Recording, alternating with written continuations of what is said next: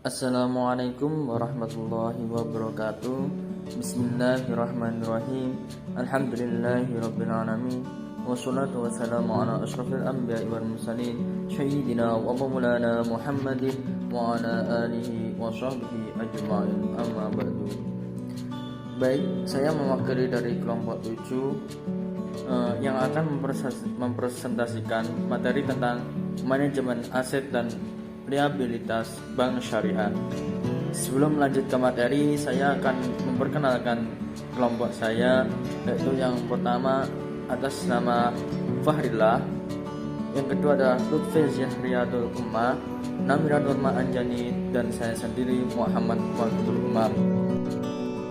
Pengertian dan konsep manajemen aset dan liabilitas.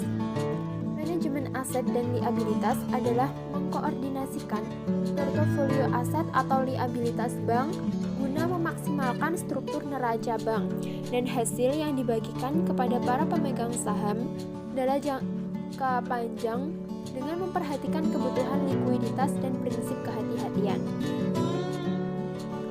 Manajemen aktiva dan pasiva atau biasa disebut dengan Assets and Liability Management atau ALMA sudah dapat dipastikan ada pada setiap bank. Kedua sisi neraca, yaitu sisi pasiva yang menggambarkan sumber dana dan sisi aktiva yang menggambarkan penggunaan atau alokasi dan harus dikelola secara efisien, efektif, produktif, dan liabilitas tersebut dengan manajemen aset dan liabilitas atau yang dikenal dengan ALMA atau Assets and Liability Management. Oke, selanjutnya struktur aset dan liabilitas bank syariah. Yang pertama, penilaian budget. Pada tahap ini, bank syariah membuat perencanaan keuangan terkait dana yang dapat digunakan untuk investasi. Dengan kata lain, bank syariah menilai sejumlah dana yang tersedia atau belum tersedia, baik berasal dari penjualan saham, dana pihak ketiga, dan dana pinjaman dari pihak lain. Selanjutnya, membuat rencana pendapatan. Tahap ini bermaksud untuk target pendapatan yang ingin diperoleh oleh bank syariah dalam masa 1 tahun ke depan. Target ini berhubungan erat dengan sumber dana dan kemampuan bank syariah. Yang selanjutnya, penilaian kinerja investasi pada masa lalu. Penilaian kinerja investasi pada masa lalu diperuntukkan bagi bank syariah untuk memprediksi kemungkinan-kemungkinan yang akan terjadi atas segala kebijakan yang diambil oleh pihak bank. Yang selanjutnya, memantau distribusi aset dan liabilitas bank. Dan yang terakhir, menerapkan strategi aset dan liabilitas. Tugas dari ALMA yaitu mengelola dua sisi, yaitu yang pertama dari sisi aset yang berisi kas dan setara kas serta pembiayaan dalam bank konvensional maupun bank Islam berupa harta yang dimiliki oleh bank.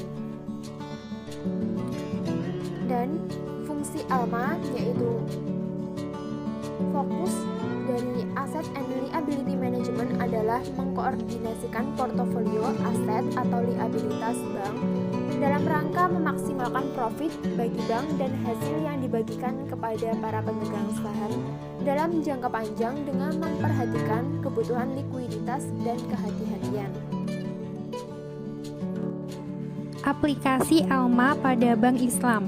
Sebagaimana bank konvensional, bank syariah pun merupakan lembaga intermediasi antara penabung dan investor. Perbedaan pokok antara bank syariah dan bank konvensional terletak pada dominasi, prinsip hasil, dan berbagi risiko atau profil and loss sharing yang melandasi sistem operasionalnya. Bank syariah harus membentuk suatu unit yang saling bekerja sama untuk menjalankan perencanaan yang telah disepakati bersama. Unit ini dinamakan Asset and Liability Management Committee atau ALCO. Nah, tugas ALCO ini pada bank syariah secara garis besar dapat diklarifikasikan menjadi 3 kategori. yakni merencanakan, mengorganisasi, dan mengawasi investasi bank syariah. Nah, tugas ini itu terkait dengan keputusan investasi yang telah direncanakan dalam rencana keuangan.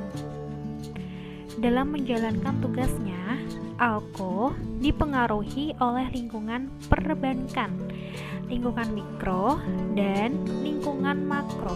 Nah, dalam komponen lingkungan mikro, ini itu terdiri dari faktor internal dan eksternal. Faktor internal ini dapat mencakup fund departemen, tresor, layan departemen, dan sumber daya bank yang bersangkutan. Nah, sedangkan faktor eksternal biasanya muncul dari kondisi ekonomi, peraturan pemerintah, hukum, teknologi, masalah sosial budaya, dan kebijakan lembaga keuangan internasional. Baik, selanjutnya adalah fungsi Asset Liability Comment. Menurut Ali Tanjung 2016, yang pertama adalah mereview laporan risiko pasar, risiko likuiditas, dan permodalan bank. Yang kedua, mengidentifikasi masalah pengelolaan neraca yang dapat mempengaruhi kinerja bank. Yang ketiga, review atas strategi untuk mendapatkan ekspektasi dana pihak ketiga. Dan yang terakhir adalah manfaat yang diharapkan dari sisi pembiayaan.